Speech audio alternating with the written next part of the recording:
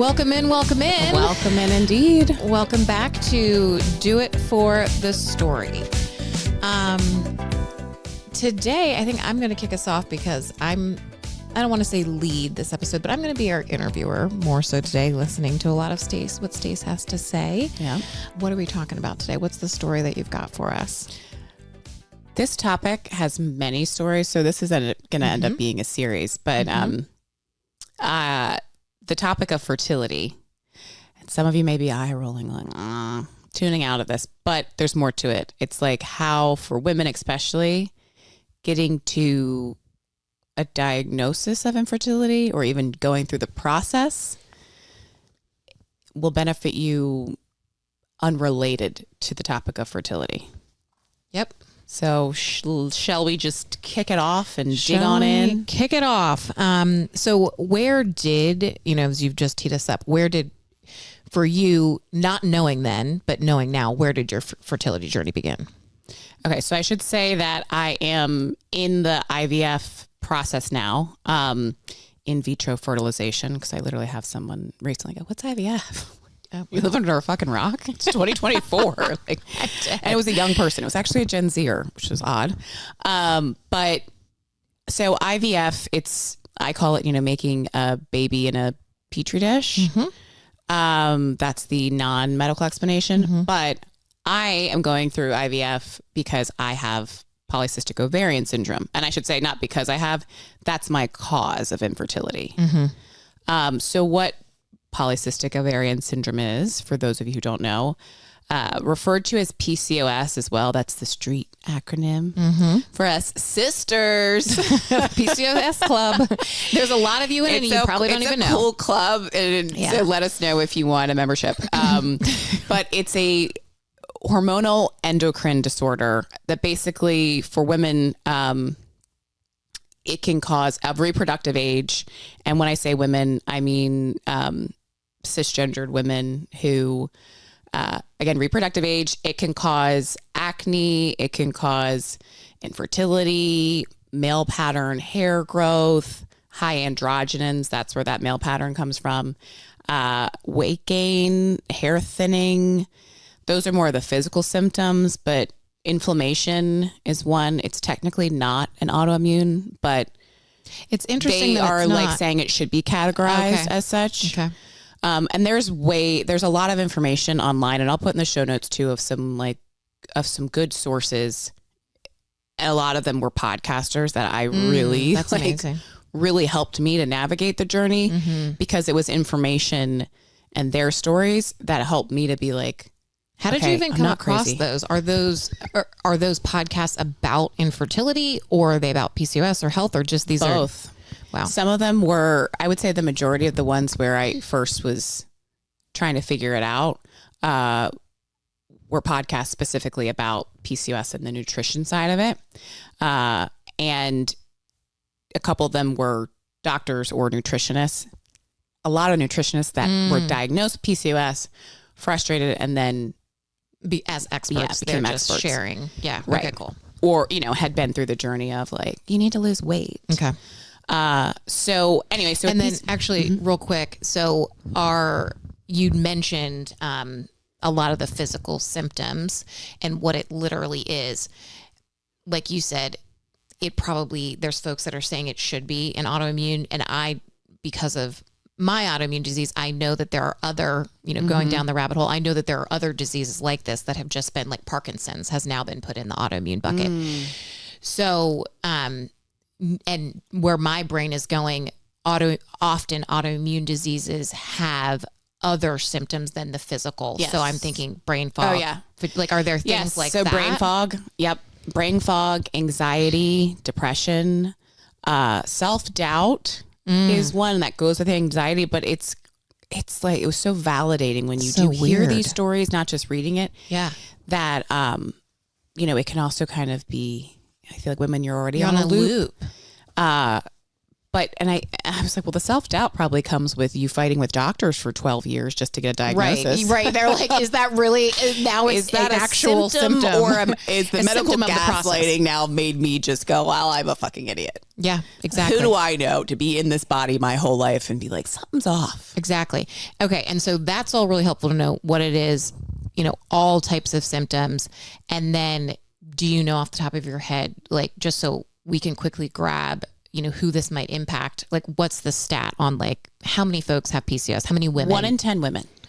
That's incredible. So that means there's no way, unless you're literally don't socialize, zero friends, there's no way you don't know someone, and they don't probably know exactly. And that's the thing. Now that I know this, and again, it took me, and so I'll get in with my journey to get to the diagnosis. Yeah. But it was a 12-year journey. Oh my gosh. So over those 12 years, that's me when my flag of, okay, something's off was of course, it's always the physical symptoms, right? That you care about more, or just you think this is wrong versus my thoughts, right? I'm like, that's just me. Right. But I've always never had clear skin. I've always had acne since I was like a 5th grader, but it was just random then, it wasn't like a problem. Yeah. It was just like, I got more acne maybe at that time than someone else going through puberty, but it wasn't cystic. Okay. And so cystic acne is like the below your skin, like, pain. The worst pain. It's almost like that's what it is. It's a cyst. So when a cyst is under your skin, like a boil or something, it's blockage of oil too on your face, because it's like when you have the androgens, they're producing excess oil. Anyway, I won't get too far into that, but that's helpful to know, but I agree. We can pause it. Yeah. So the acne was my physical symptom, that it was cystic. I was 22. So I just started my first job. Okay. 22 into 23. So I'm in the office then. That's what we did back in those days. We all went into work. Right. Thank God we don't all do it now. So it's so many things too, where I'm in front of people, and being a younger person at a company too. The confidence piece with acne is so real. I also had at that time too, a little bit on my back. And so that was also clothes that you might wear, or trends. And again, remind everyone, you're in office, and we were in, and I'm saying we because I lived down the street. We were in DC, and you're working at a startup that's very casual. So in the heat of the summer, you're supposed to be rocking a tank top. Yeah. Well, actually, when I worked at startup, I remember you actually went with me. We had like an awards program early. Remember? Yeah. And it was black tie optional. And I needed a dress to wear, and I borrowed a dress from Morgan, and it was like cute, strapless, whatever. And I remember I tried it on, and then was having like a breakout a couple days before, and I was like, or I had tried it on at your house. I was like, I can't wear this. And you said, why? And I was like, well, look at my back. And I was like in tears almost. And you gave me a cute little shrug shirt to wear with it. Oh my God, I remember the shrug now. Yeah. Okay. That was why I wore that. Yeah. Because it was just like so embarrassing to me. I definitely had skipped events for it. Like if it was like going to meet up with friends, I'm like, I don't want to see them. Especially if I remember one time in particular, like I couldn't go into a bar. I was just like, I'm over it. I don't feel like it tonight. I just went home. I was like, I don't. I'm like, you get very fixated, and it makes you then have this. I had a lot of guilt about that negative self-talk that I had, because I was like, this is also acne. I'm a I'm a healthy person. Yeah.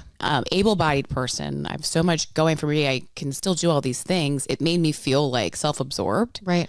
So it was this, again, with the loop. But when I went to the doctors first. No, I was just going to say, I can't imagine. And I have to say, thank you so much for sharing that, because, and I think, as folks are seeing me, like literally interviewing Stacey about this, I think this is something that is really helpful to note for folks that are out there living with, whether it's acne or something physical happening to you.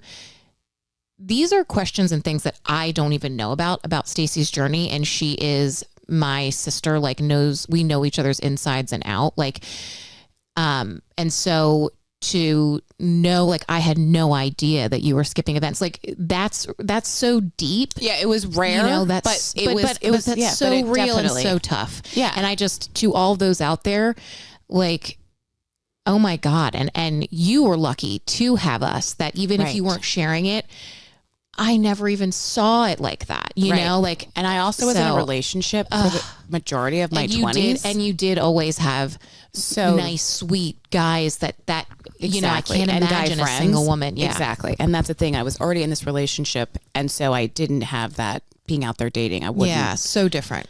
Okay. So but I approached that in my 30s. Yeah. I'm single again. Yeah. Yeah. So when the acne started, I saw so many dermatologists because it's acne, right? I'm like, okay, it's on my skin. Yep. But the biggest thing, and the thing that, again, you do not think about, you're not taught, is when something's going wrong and there's, whether it's a rash or, you know, acne, it's a symptom of something else. Right. There's an underlying cause. Right. So what happens when I get the acne? Well, I'm 22. So of course, what do you think happens? OBGYN says birth control will give you one that, you know, is supposed to be better with acne. Fun fact, I also have migraines with an aura, which means it's like I see a floating thing. So you're more of a high risk. So for stroke. So you can't take certain birth controls. PCOS also causes inflammation. So the migraines, it's related to that.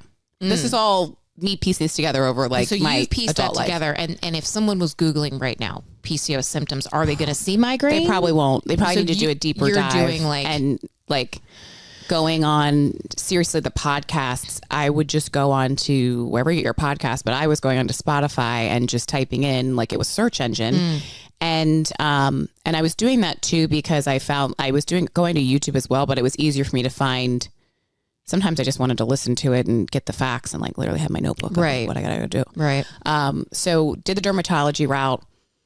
They're going to put you on, they say, okay, let's try. They're never going to start you with the Mecca, which is Accutane. Yeah. It's like stepping stones to get there. So once the birth control did help clear the acne, but again, a lot of women with PCOS are prescribed birth control if they're not on it already, because it's supposed to mitigate symptoms. It's just to quiet things down. It's not a cure. So it's like, okay, great.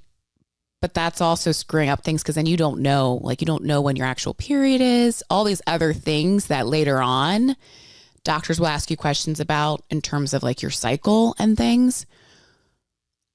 If you've been on birth control since you were 16, like I was on birth control from 16 to 34. Wow. With a 1 year break in between. Wow.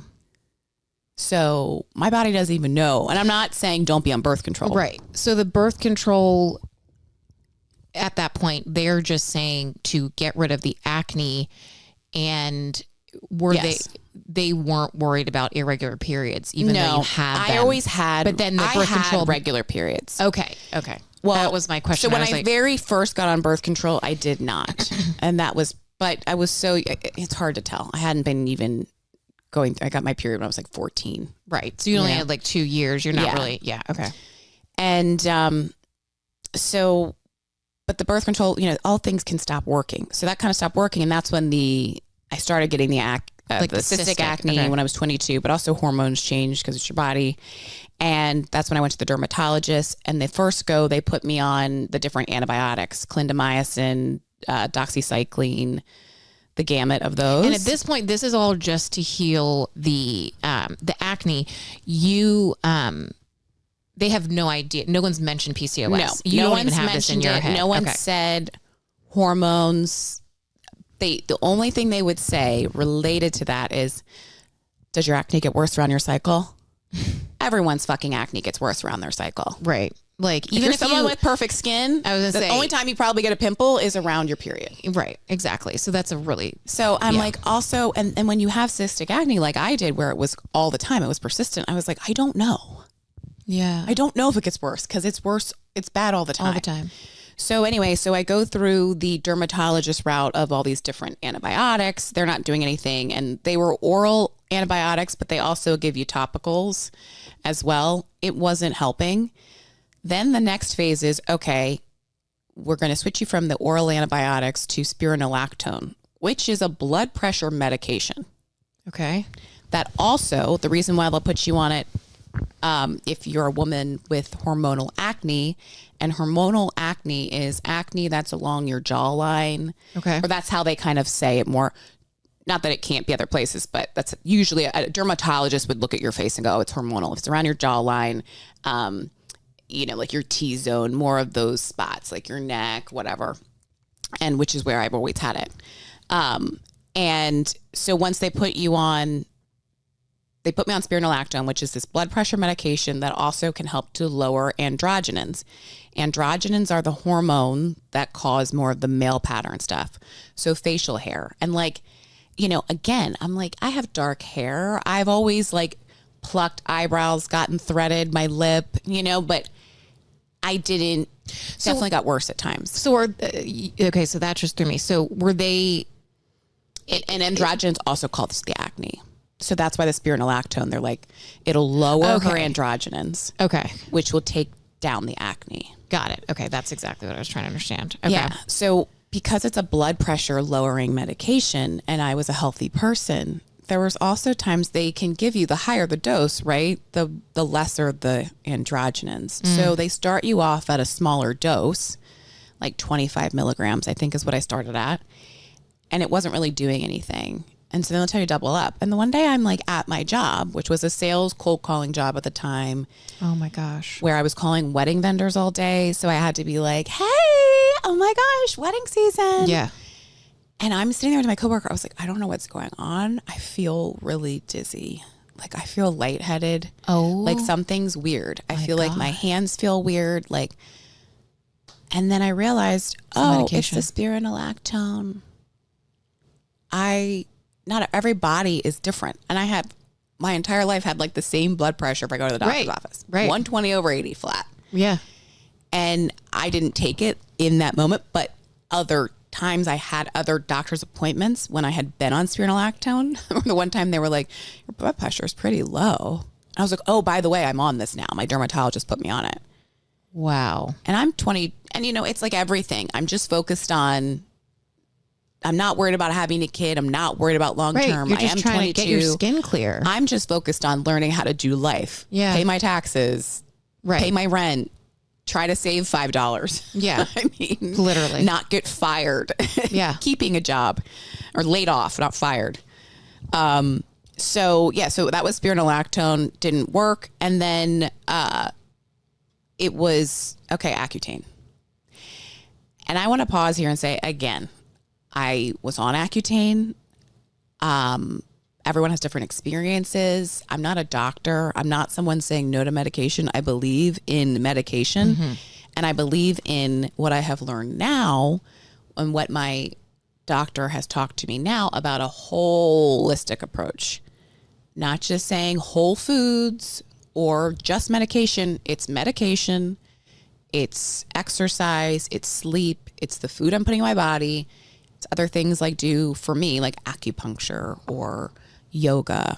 It's all of it. Well, and looking at, just to summarize that in 1 second, looking at the whole picture and pulling in all of the options that could impact what's happening to you, putting it all together to see what can help and not looking at just one thing, which is often what the doctors do because they're a specialist in one area. Right.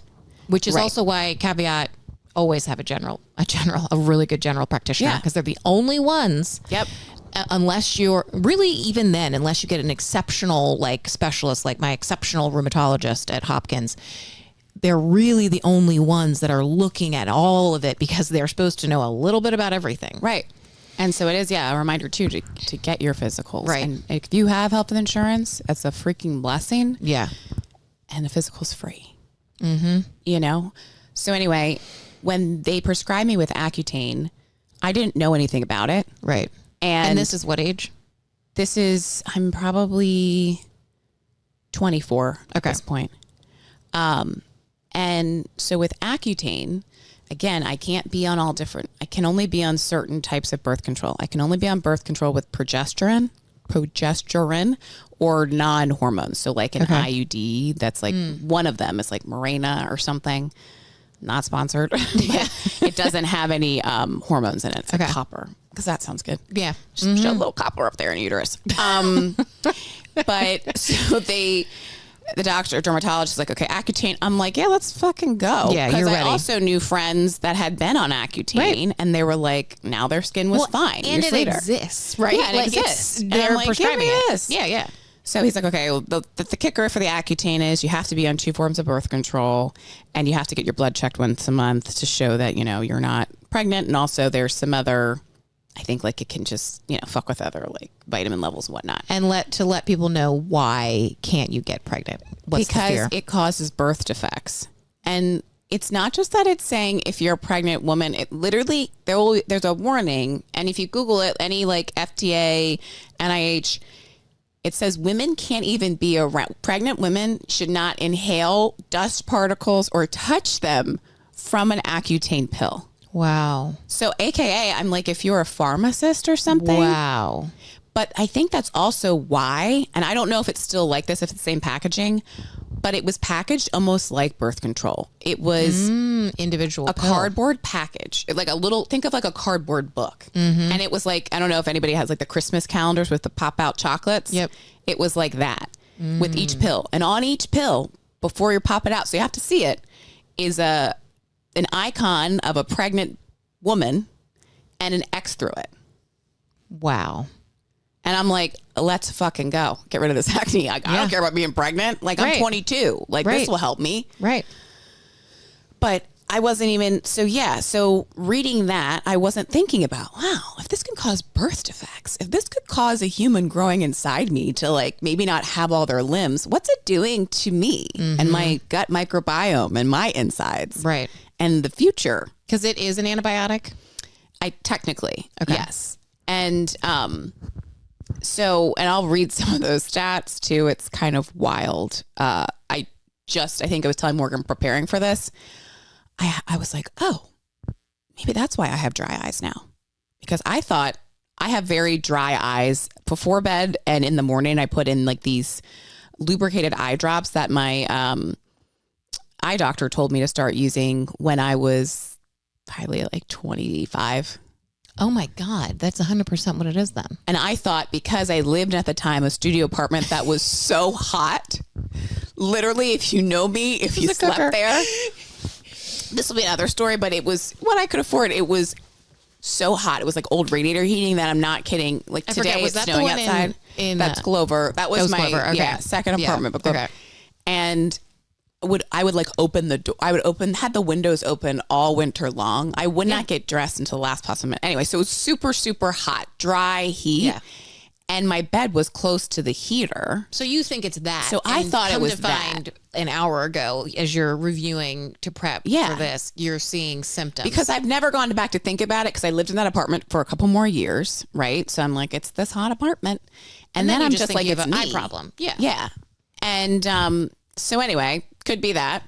But so the doctor tells me this, hey, you got to go get your blood work done. So also, again, this is when I'm working in office. I'm in DC. I have to go to LabCorp once a month to get my blood drawn to make sure I'm not pregnant. Wow. And I asked the dermatologist, like, do I have to get on birth control? Because at the time, that was actually the one time I wasn't on it, because the birth control, the progesterone pill that I've been on stopped working for me, meaning I had my period for 28 days straight. And I said, enough. What's the point of this? No. I then was on it like thinking I was using it as birth control to not get pregnant. But it wasn't the type of birth control that would have been prescribed to me for acne. I couldn't be on that kind anymore. You know what I'm saying? So because there's birth control that has estrogen and progesterone in it. Mm-hmm. That's what I was on before. But because of my migraines, that combination can be more likely to like be stroke inducing for me. I'm not giving all the technical terms. So my neurologist had been like, what the fuck? Why have you been on this type of birth control for years? So it was also, that was a couple years before it. So I went on this progesterone pill and that was working. Oh my gosh. Then just coincidentally, it stops. I start getting these periods for like 28 days, go off of it because I can't handle that. And then the dermatologist is like, you got to go back on birth control. And so I said, well, can condoms and abstinence be my birth control? He's like, unfortunately not. It has to be in the system. I had to also log in and like sign a like contract. It was like I'm like logged in a system. Oh my gosh. Yeah. And with the birth control, because I can only be on certain ones, I'm like, okay, I explain this to my dermatologist and then I go back to my OBGYN. Again, now at this point, I've been to like literally 12 OBGYNs within about a 6-year time frame. In Washington, D.C. also. We're talking like capital of the United States of America. Well, and a lot of great, I don't know who you saw specifically. I mean, I was at GW. Right, I was at best hospitals in Washington the world Hospital. are in this region. I was at, Georgetown, I think, as well. Yeah. So I get this birth control that I'm totally blanking on the name, but maybe that's better. But it was literally like an implant. Oh, it was the size of a matchstick, and that they inserted in my arm. I remember like I could literally see it. Yeah. And they did that because they were like, it's that or Mirena, but you haven't had a child yet. So it can be really painful if your cervix has never been dilated to have an IUD inserted. And fun fact, they still don't give you like pain meds or put you under anything for IUD because, women can fucking take it. But men can't have a birth control pill for them because they might get headaches. They might forget. Might have headaches. Scary. It's headaches, and it's also literally, I've been told, because they're not sure if they will actually fucking take it. Yes. Like, are you fucking serious? Anyway, they're like, we gonna trap her. We gonna trap her, get out of Dodge, and then make her not be able to get an abortion. Oh my God. Anyway. Yeah. But so I get the implant on. It was hell. And the implant on has progesterone in it too. So what my little 24-year-old self or 22-year-old self doesn't even think about is like, this is like the same thing being administered in a different way than the pill I was just on. So I start to have the same kind of long periods. And also it's fucking with my mood because Accutane, known side effects, dry lips, really dry skin, dry eyes, depression, anxiety, this psychosis. Sounds really fun. And some gastro issues as well. I'm sure there's got to be some kind of bloat and waking. And so again, not for everybody, but for me, my symptoms were the dry lips. My lips were, Aquaphor remember that. Had like a gallon on. They were just like so dry and flaky, but also I'd wake up in the morning and I guess when I'm sleeping, I didn't know I was like scratching my face or like I have little scratches because my skin was so fragile. You're not allowed to wax when you're getting it. They're like, ooh, they approved threading, but you can't get certain beauty procedures because the layer of your skin, it's trying to get the oil is so thin and fragile. And I had some gross cuts and stuff during that time. It was disgusting. So I went through that phase, but the implant on stops working. And then the OBGYN is like, you just have to give it time. 6 weeks, 3 months. They keep doing that because it's also to get it out is literally them taking a scalpel, cutting your arm, and then taking tweezers, which when I had mine done, she had a hard time and had to call someone else in. It was a little local anesthesia. But when you're just sitting there and they like turn your head and they're trying to rip this piece of thing out of your arm, that's now, disgusting. I don't know. Now I'm like, what was I thinking? You were thinking, I don't want this fucking acne. I don't want acne anymore. And first and foremost, like we all know, think about, my God, why are there so many like pill patches and all the thing or pimple patches and all the things? Because even if we've got, one big zit on our face, that like nobody wants it, right? But you had not only acne but cystic, and so I think of the few times I have had one of those painful pimples. So not only is it on your face that people can see it, but even when you are forgetting about it because you're not staring in front of a mirror or you're like in the zone at work, you're feeling it because it's painful. Yeah, and it is painful. It's fucking painful. And you can't help but like pick your face. Right. Like I still do it now. I know I shouldn't, but it's like, I can't help it. You can't help it. And I do. I have makeup on and it's not as bad. It's just a different headspace where I'm just like accepting it. But that's what kills me. Two things. One, when you said that too about the pimples, I think that was the thing for me. It's it was something that everybody could get. I just kept being like, am I dirty? What's wrong with me? I've heard Again, that from the comparison, so many people, the I'm dirty like, thing. I do the same skincare routine as my sisters do. And you think in your head, oh, it's the same DNA, but we don't have the same hormones. Right. The same levels of hormones.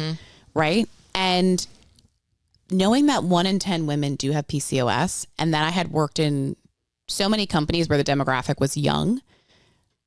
And I was like, oh my gosh. Now in my head, I'm like, she had PCOS. And the women that I was friends with at that time or still friends with, I have been open. Like, I got diagnosed with this. And honestly, so many of them, because we're now in our mid to late 30s, are like, same. Why is that? Because they couldn't get pregnant, or the doctor then gave a fuck and was like, you're 30. Are you trying to get pregnant? Let's get into that. So, so why, and not to put you on the spot like you're a doctor, but do you know why, and can you explain why you can't get pregnant on PCOS, or it's hard to get pregnant? You don't ovulate. And I guess some, of course you could, some people maybe, because if there are ways to help control your PCOS through diet, again, different medications and things that some people have like reversed or given where their body might ovulate sometimes, but your pituitary gland doesn't send a signal basically to your ovaries that says ovulate. Okay. And so that's what happens with the PCOS. And so that's what really kills me with even on that, just to wrap up that Accutane piece, is like, I hear so many young women going through this still. Yeah. I'm like, dude, right. I'm 36 now. No, yeah, actually you're making me think of exactly, Alex Cooper. Yes. Who, she's only 29, but she's been very open about Call Her Daddy. Call Her Daddy. Yeah. Sorry. Call Her Daddy podcast. And if you're living under a rock and don't know who she is. But she's been on Accutane, was on, 3 times. I don't know exactly what age, but it sounded like she had it really bad in high school. I've heard that she had it really bad in high school. I was introduced to Alex Earl because of Alex Cooper. Yeah, her podcast. And so Alex Earl's podcast, she's talked about. And she's like 23. Yeah, she's straight out of college. Yeah, she's like 23, 24. Yeah. So, and how she has been on Accutane. And I would assume, from what I understood, Accutane more recently, meaning so. It's been, within the last couple of years. So just because I know this is a lot of information, but when Stacey's saying, oh my gosh, I'm hearing other young people go on Accutane right now, the reaction to that isn't, don't go on Accutane because Accutane, has this and this and isn't helpful. It can be helpful if you have an acne specific skin issue. But if you have an underlying condition like PCOS that's causing the acne, you're going to go on a very extreme antibiotic, and the acne is going to come back. You just put yourself through hell for no reason. And I should say, it may not come back, but it again, because just like anything, I mean, my PCOS, it's been consistent. Some people's, it's more of in waves. And I should say too, well, not everyone has acne who has PCOS. Exactly. Because Lindsay really. Right. Yeah. Our sister, that was the other thing. She got diagnosed with PCOS before I did, even though I had been saying to doctors, I think I have this. And they'd be like, you have regular periods. And I said, well, I'm on birth control. And I've been on birth control since I was 16. And they're like, yeah, every 28 days. I'm telling you, that was a response. I had one doctor tell me, well, you might have PCOS, but, the tests are really expensive for that. Oh, I'm like, my gosh. I have fucking insurance. And who are you to judge how much money I have or how much I want to spend on my health? Right. And he was just like, oh, you should take this supplement. That would help.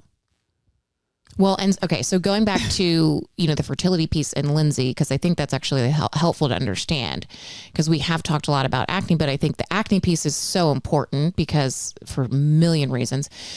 But Lindsay ended up trying to have a baby and couldn't get pregnant.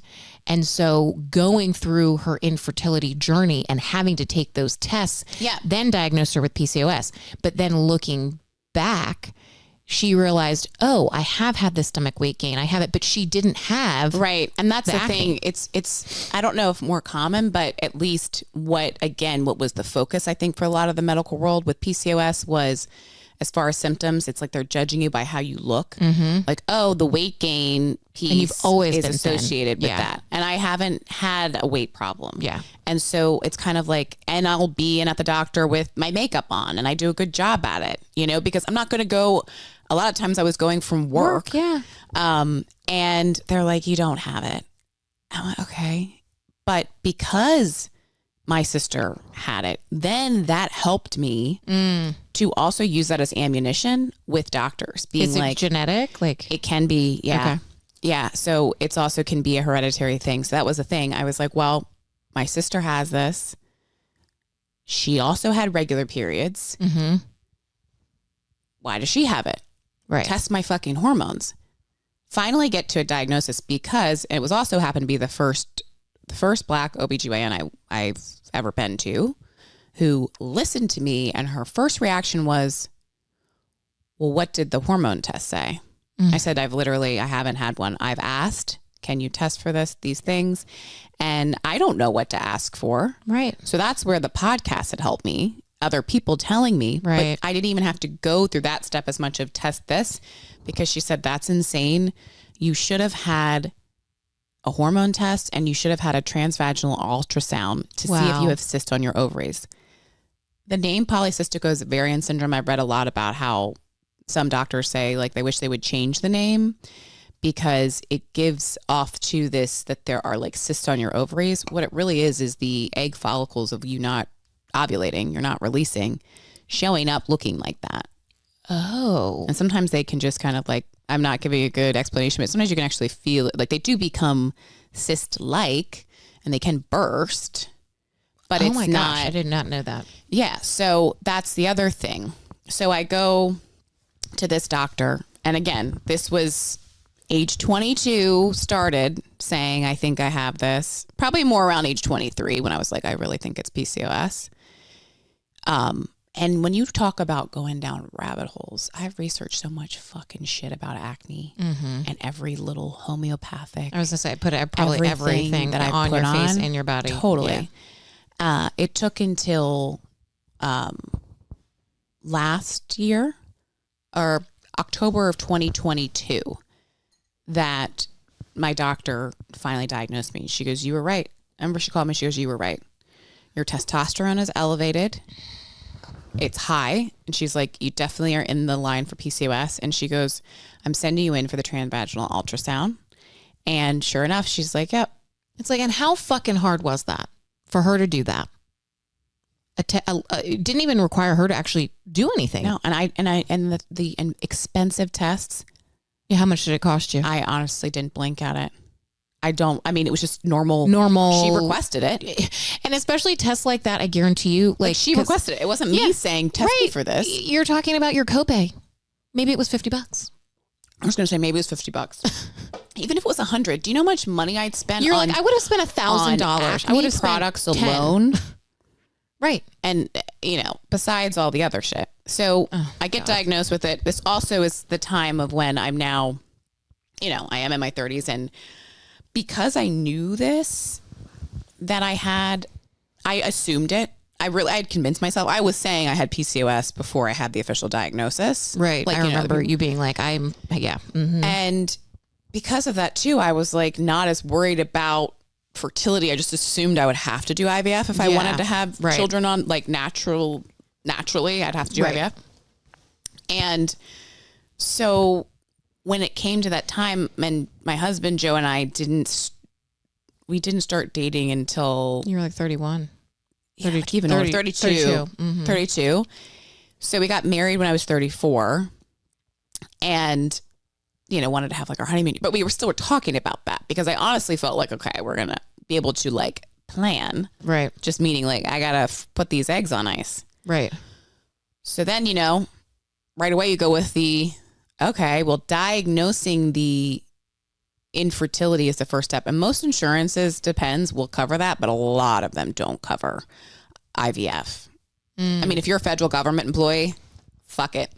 get ready to start saving your money now. If you're 22 and you work for the federal government, really think about what you want in life. Mm-hmm. And do you have access to funds and saving? Because it's so fucking unfair. I mean, our military. Wow. They do. I don't want to quote. I actually think there is some changes. So I shouldn't. I think in this year there were some changes around if you were diagnosed with infertility in some way, or like if you had a injury in war or something. But anyway, if you lost your leg, we'll help you. No, I'm kidding. I don't know the stats, but yeah. So with the IVF, it's expensive, and also always people want to know how much it is. So I'll be transparent. The quote I got, if I didn't have insurance to do IVF for a cycle, being egg retrieval to then create an embryo to then implant the embryo, we're looking at low end $32,000, and that doesn't include the cost of the medications that you're on. Wow. So I saw that price tag and went, get the fuck out of here. Yeah, because you were getting that quote when you were on, you didn't have access to insurance. Right. Yeah. I was like, so my OBGYN, so what happens is once I get the diagnosis of PCOS, then she's not a fertility clinic. So she'll refer you out to another fertility clinic that they go through the diagnostics of test your hormones, check your uterus and all that stuff to get to the root cause. So they knew because I had PCOS, but it was still like double confirming it. So they'll go into, and then they do a ultrasound too to see, okay, like what you're working with, like your follicles and stuff, to see your ovaries. And that's the only, like, I'm doing air quotes if you're not watching this, benefit of having PCOS. If you do go through IVF, for most women, since you're not ovulating, if you're older, you do have usually a higher egg reserve. Because like your eggs are dying off. You get the eggs you get when you're born, and then they just die and die and die. Right. So I kept calling it Operation Baker's Dozen. I'm dead. And, but the first step of it is just doing the egg retrieval. But to get there, the diagnostic part is check your hormones. So I told so many girlfriends that are not even wanting to have kids, or younger siblings, friends, or whatever, go tell your doctor you want to get pregnant and you've been trying and you're not. Right. Because that's a sure fucking way for your insurance to cover the diagnostic part. Then at least they'll check. To get diagnosed with PCOS or maybe any hormonal to get your hormones imbalance. Yeah. But you have to, the amount of times I was told no, and looked at like I had two heads. Like, it was so fucking discouraging, and it's medical gaslighting. Hearing you say that, 12 times, and not only do I resonate because I remember those things happening to me in a different manner. It wasn't, it was very packed short amount of time. And I've had that thought, and now I'm sure that you have too, of, wow, I'm someone that has been told by my parents and grandparents since I was a little kid, speak up for yourself. No one's going to. And our mom is a nurse. And our mom's a nurse. And like, no one's going to advocate for you the way that you're going to advocate for you. And thinking of the folks that are, just find those conversations so difficult. Yeah. And you're talking about women that are interacting with many, whether it's women or men, and it's so intimidating. It's intimidating. And you're at the gynecologist. You're at the gynecologist. You've got your stirrups, your legs are spread. And no doctor has ever asked me, are you okay with this? Or have you had any sexual trauma that this might be difficult for you? Which I think that actually should be part of this series. Been asked. And I don't, thank God, but it was a conversation I had with a girlfriend who brought that up. She's like, have you ever been asked? Because she was talking about just feeling that way after going to exams after being pregnant. And her sister so happens to be an OBGYN. And she said, no one has ever asked me that. Or I've never thought about, like, we're not taught to do that. We're not taught to do that. You're talking about this sister who's a doctor. Who is a doctor. Well, and what's interesting? And she's brilliant. I had a flash to me being at the pelvic floor therapist, laying on my back, just being so, I've got, I'm pelvic floor. She's about ready to put her fingers inside my vagina, and I'm being triggered because I'm flashing to my horrific. High school. I'm kidding. If it was that, I would have like, give me a 1-2 punch. No, but I'm being flashed to my delivery and the trauma of that, like all within 2 seconds. And then I'm being flashed to the, horrible tear that I had and I just am crying, to this woman. And thank God, she just had a demeanor about her that she was like, it's okay.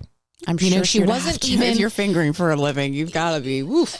Well, girl, you got to be calm. Yeah, but at the same time, we've had some conversations about some real fucked up situations that you've had. Another podcast that will definitely be in the series. Yeah. And so I just think of such a good point about folks that have and we're talking about a traumatic birth. We're not talking about molestation or rape. Mm-hmm. And so you can only imagine how those people are already feeling going into the office. Yeah, or they're not going. That's the other thing. Going. There's also women that are not going to go get these tests done and are just going to go. And I've known those women, and it's so sad. And it's the what has gotten them to go is the encouragement from friends, and I will hold your hand there. I will be with you, but this is important. This is needed. And to think of those women, that were like, I've gone to 30 doctors, and hopefully this is a moment for them where they're like, I'm not crazy. They feel empowered. They're hearing your story. You had to continue to advocate for yourself for decades. Mm-hmm. I can only think of you as a teenager. I mean, it's just, I could go on and on. It's so awful to think of that. And so I think this is because like you said, we're going to end up having to do a series with this and figure out all the topics that will come. Journey. And with the fertility alone. And this is why the fertility, of course, we took a step back to the journey, and you're probably thinking, well, I really didn't talk a lot about that. Is because you're not thinking about it. Mm-hmm. And I'm not saying if someone played this podcast for me when I was that person at 23, my takeaway, I would be like, I don't care about my egg reserve. Like, I just want the acne gone. Right. And so that's why it's like, okay, well, let's play the game here and also kind of connect the dots a little bit. So you also don't have this stress later on, because when I saw the price tag of $32,000 a cycle, I said, get the fuck out of here. I'm just going to go get a new job. Right. That's me, who also interviews for a new job. Privilege to even have huge privilege insurance, and then to have the education and career background to know, hey, I can pivot to a great company that's got really great insurance. Exactly. So I think with that, this is a really great place to kind of wrap it up. So I think for me, what I want to know is, I'm going to give you a few questions, and just so you can answer this however you would like. Yeah. What's the advice that you would give to women that have just been diagnosed with PCOS, and are dealing with and processing, whether it's the acne, the bloat, the infertility? Can you give a little advice to them? Can you, while you're thinking of that, I'm also going to go then too, and I'll tee you back up, but what's the advice that you can give to the person that's sitting here and hearing, I think I have PCOS? Yeah.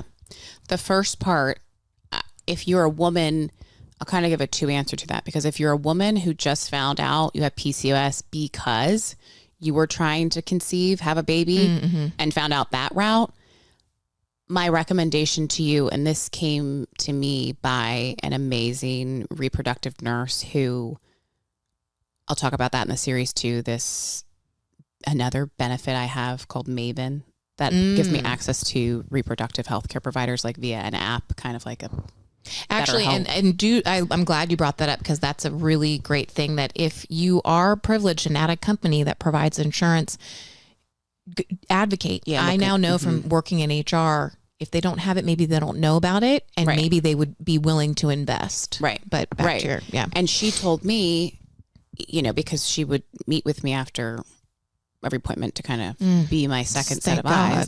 And she said, I know you're also hearing, you just got the diagnosis officially of PCOS. So you're focused on what you know and what you're trying to control there. But for now, kind of table the PCOS, what you're worried about, and just, you do have to take these drugs.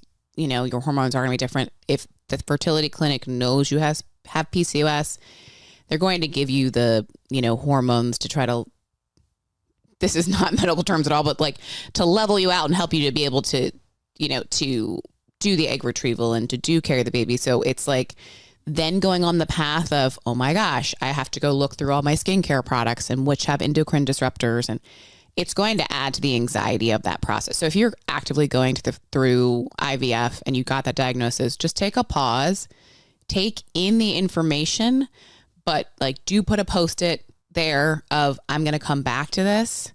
I'm going to need to know what I need to now, but then I'm going to come back to this because I was overwhelmed with like so much.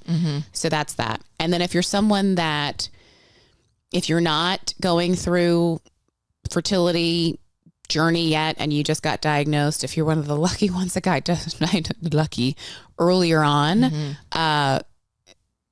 step by step, tackle what you can. It's not everything overnight.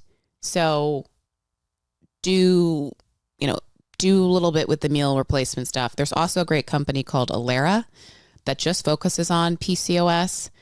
And so if you feel like you're not being heard by your doctor, they may have some insurance coverage for like some of the labs, but I do think it's more of like a membership out of pocket. You get assigned a nutritionist and a nurse practitioner specified to PCOS that, number one, if you just want to do base package, they will do the right labs to get you the diagnosis. Wow. Is this like an app or? I found, again, the reproductive nurse via Maven, she told me about Alera. Wow.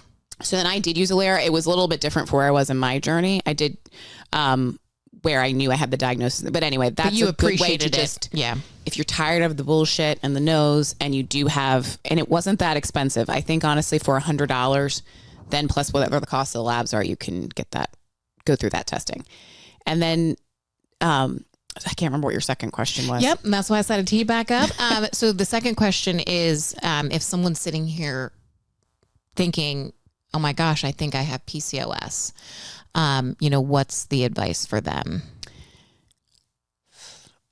I would say go to your doctor and say, honestly, I've told people lie by not saying what your symptoms are, but what your intentions are, and tell them, I need to have this. Like you can always, I'm also used to being like, if I'm not, even if I am in pain, I'm like, I got it. Like I will, especially to Black women in general, we just dumb down our pain. So you can be a little bit more dramatic, squeaky wheel gets the grease. Sadly, that happens. Right. If your doctor's not listening to you, if they're saying things to you like, oh, the test, just if you have access to the money, check out Alera. Yeah. I would just do that. Like, honestly, now I'm like, I've told other girlfriends that. I'm like, dude, I would just go to Alera and like get the labs. That exists. Mm-hmm. And it was created by a woman that who couldn't find any. Was from Washington, D.C. Her dad was an OBGYN. Wow. In Washington, D.C. And she has PCOS and wasn't getting the answers. So then she had been in the tech world, and then she developed this app, this company, Alera. I love that. That's incredible. But yeah, I think that's all. It's a journey. Yeah, it's a journey. And that's all really helpful. I think what I would say is, I could imagine, and I'm curious if you would agree, is because I know when I was, you are still on your health journey. You always will be. I'm still on mine. Always will be. But having someone that you can, you were again lucky to have your, I forget the thing that you just mentioned, the nurse Maven. Mm-hmm. You're lucky to have Maven. You're lucky to also through, your insurance to have a therapist. You have a husband. You have many sisters and a therapist. Yes, right. So, I think if you can access a therapist, you can access those things, amazing. But if you can't, if you can find, even if it's like within a Facebook group, or if you can find a friend that you are willing to, I know you've talked about, Facebook groups and finding information. Yeah, there's a lot of community. And I think so look on, and again, I can put it in the show notes, but look on, yes, there's some things you'll get as soon as you say PCOS on Instagram, you're going to get like so many, everything else. But honestly, it puts information in front of, those are the ones you don't mind because you may learn something new. Now, like not everybody on there is a doctor, but certified nutritionist. You still do your homework on people, but yeah, community. And honestly, sometimes you do have to search. You have to go down that rabbit hole on Reddit of a feed of people saying, I think I have this, to just be like, okay, I'm identifying with that and hearing other people's stories. So that's why the podcast for me was so helpful. A huge. Which is also just, the reminder of vulnerability, man. It is so helpful. It's so helpful that you're doing this today. It's so helpful for folks that are like, posting on Reddit, what their story is. And friends and I, now that we know, we've talked about other people. And because I am one of those people that I do it at work too, and tell people openly I have ADHD, because it creates a sense of it's vulnerability. And to me, vulnerability is a true sign of strength. Mm-hmm. But vulnerability also creates community. I was going to say it's trust. Welcome in. Yeah. And then when I do that, I'm also giving others. You know how many times when I say that, well, I have PCOS, I'm very open about my fertility journey. Mm-hmm. If someone says to me now, like, are you and Joe thinking about having kids? Right. You're like, yeah, okay, here it is. I said, yeah, like, we have to do IVF and I have PCOS. And I say that because most times, especially women in my age group, will be like, yeah, like a nod of like, oh yeah, like I have that, my friend has it, or, oh wait, my girlfriend just got diagnosed. And I had a friend, Warren actually put me in touch with one of his girlfriends who just got diagnosed, and I have been texting with her. Like, hey, have you tried this? Yes, this. And sometimes it's just nice to have somebody else that can, a friend of mine, who also has psoriasis, and just to have her to say, I remember just texting her like, was your hair falling out? And of course, I ended up finding out that was not from the psoriasis, but and it was actually partly because I asked her, because I knew her psoriasis was much worse than mine, that she said, sometimes it would come off with like a big, chunk of the like flake or anything, but not really. So it was a trigger to me. Something weird is happening. So yeah, find your community, and, write in, send, follow us, DM us, send a message. And I do it for the Story Podcast. If you're someone listening to this and you're like, oh, I have PCOS, I hope it enables you to share with others, but also be the person. Not, again, acne is also tricky. So it's like, sometimes when you say to someone like, oh, do you have PCOS? It's kind of triggering because you're like, I notice your acne. Yeah. So do be careful on that. But if people are open about like, I have terrible acne, I have DM'd Alex Cooper. I'm pretty positive I like wrote into her thing one time saying like, hey, none of my business, but don't know if you know, but you may have PCOS or like a hormone disorder. I would check this out, because she's 29 now. Right. And she's 29, and she has already, she's so open, and she's already said, I have an acne battle. And so, she, like you're saying, she gave you the opening. If someone gives you the opening. Yeah. But anyway. But Alex Cooper, we're excited to come on and we'll talk about all the things. Call it daddy gang. But yeah, so we will, with, YouTube, Insta, all the places, we're going to tag everywhere that you can message us, ask any questions, because we will be reading them. And I know that this is a really, serious topic for a lot of people. Yeah. So I can't thank you enough. So hit us in the DMs. Hit us in the DMs. All right, y'all. All right. Have a great week. Not sure why we just waved. I don't know either. We're saying bye to like a Teams meeting. Bye. Do it for the story. Tips.